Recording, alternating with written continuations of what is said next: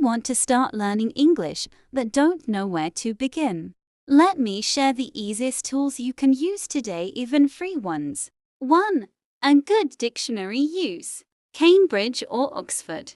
Online for correct pronunciation and meaning. 2. Notebook and pen. Write down new words and sentences every day to remember better. 3.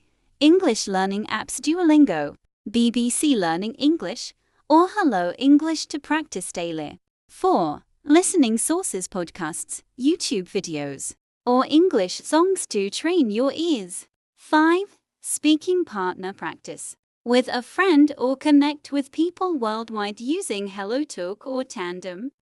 6. AI tools. Use chat to ask questions, practice conversations, and get grammar corrections instantly. You can also use AI translators to check meaning in your language. Extra tip: start with what you have and build step by step. The most important thing is to stay consistent. If you found this helpful, subscribe, like, and share so we can keep improving together.